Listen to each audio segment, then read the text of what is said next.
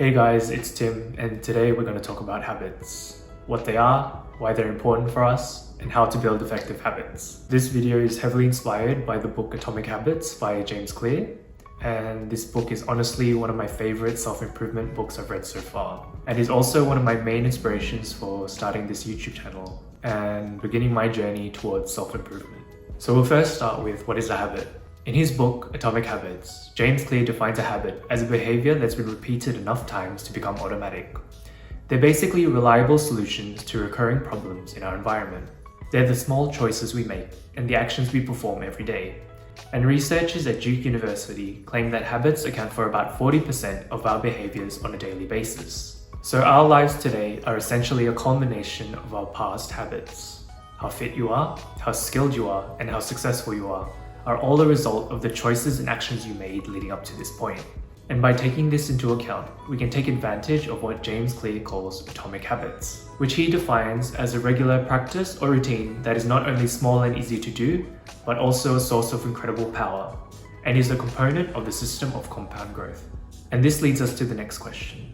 Why should we build good and effective habits? I believe this can be boiled down to 3 main points. First, building good habits can lead to self-improvement.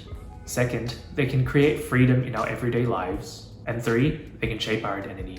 James Clear claims that our habits are the compound interest of self-improvement. So we can take advantage of the aforementioned atomic habits. By simply improving just 1% every day, we can eventually become 37 times better after 1 year. But when we become 1% worse every day, by repeatedly making poor decisions and choices, no matter how small, they eventually compound over time, which eventually leads us to become 3% of what we were a year ago. That's why success is not a once-in-a-lifetime transformation, but a result of small daily habits compounded over time. What ultimately matters is whether our habits are putting us on the path towards success or failure.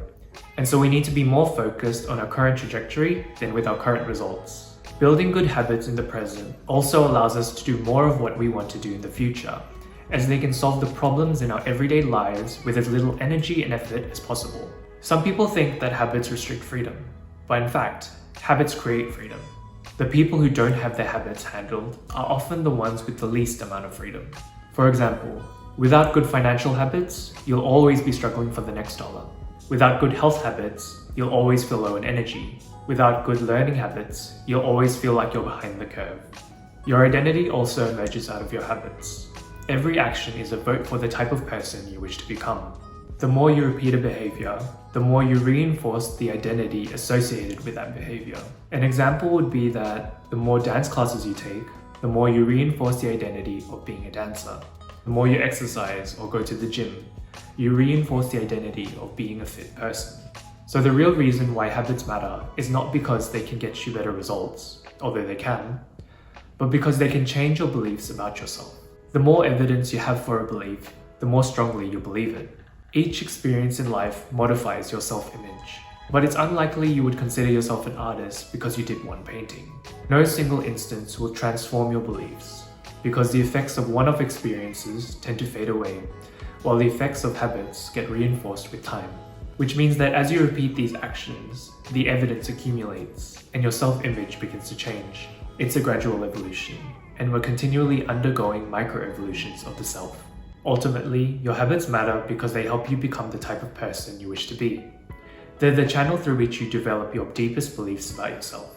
In this way, the process of building habits is actually the process of becoming yourself. Quite literally, you are your habits. So how do we build good and effective habits? We'll be discussing 4 things, starting with small manageable habits, identity building, focusing on systems rather than goals, and the 4 laws of creating good habits. We often hope that improvement comes quickly and expect progress to be linear. But in reality, the results of our efforts are often delayed, which may result in a valley of disappointment, where people feel discouraged after putting in many hours, weeks, or even months of hard work without seeing much improvement or progress. This is because in order to make a meaningful difference, our habits need to persist long enough to break through what we call the plateau of latent potential. Therefore, we should understand that our work wasn't wasted, it was simply being stored. And the full value of our previous efforts will be revealed after we cross this threshold. So starting with small manageable habits, or what we now know as atomic habits, ensures that we're able to remain consistent and disciplined in the face of this valley of disappointment, and that we're still able to make minor progress even when school, work, or life in general gets in the way. Another effective way to build good habits is not to focus on what you want to achieve, but on who you wish to become. Because behind every system of actions is a system of beliefs. And so the ultimate form of intrinsic motivation is when a habit becomes part of your identity. You can either tell yourself, I'm the type of person who wants this, or you can tell yourself, I'm the type of person who is this. The more pride you have in a particular aspect of your identity, the more motivated you'll be to maintain the habits associated with it. This stems from 3 levels of behavior change: outcomes, processes, and identity. Outcomes are what you get, processes are what you do, and identity is what you believe. Most people start with an outside-in approach by focusing on outcomes. But the problem is that we can't control the teacher giving us a good grade or our team winning a gold medal because there are external factors affecting the outcome. What we should be doing is an inside-out approach of focusing on who we are and who we wish to become. We want to focus on our identity. So we first start with identity change, which is changing your beliefs, worldview, and self-image. So you can identify yourself, for example, as an athlete, a hardworking student, or a dancer. Then we move on to process change, which is changing your habits and systems. This can be going to the gym 3 times a week, developing a new study routine, or going to dance classes. And then finally is outcome change, which is changing the result. With the new study routine, you may get a better grade, or you might have more energy now that you go to the gym. So decide the type of person you wish to be, then prove it to yourself with small wins. The next effective way to create good habits is to forget about goals and focus on systems. Goals are about the results you want to achieve, while systems are about the processes that lead to those results and are best for making progress. For example, as an entrepreneur, your goal is to build $1 million business, while your system is how you test product ideas, hire employees, and run marketing campaigns. Achieving a goal only changes your life for the moment. Results are not the problem. What we really need to change are the systems that cause those results. Fix the inputs and the outputs will fix themselves. Setting goals also restricts your happiness. The problem with the goals first mentality is that you're always putting happiness off until the next milestone. Goals create an either-or conflict. Either you succeed and achieve your goals, or you fail and are disappointed. You mentally box yourself into a narrow version of happiness. But with a systems first mentality, when you fall in love with the process rather than the final result, you don't have to wait until you achieve the result to be happy. You can be happy or satisfied anytime your system is running. While the purpose of setting goals is to win the game, the purpose of building systems is to continue playing the game. True long-term thinking is goalless thinking. It's not about any single accomplishment. It's about the cycle of never-ending refinement and continuous improvement.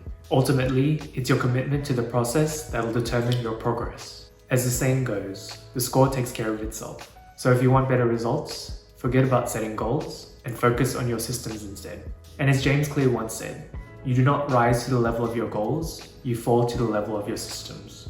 And now we move on to my favorite method of creating good habits, which is implementing the 4 laws of behavior change. We have to first understand that any habit can be broken down into a feedback loop that involves 4 steps: cue, craving, response, and reward.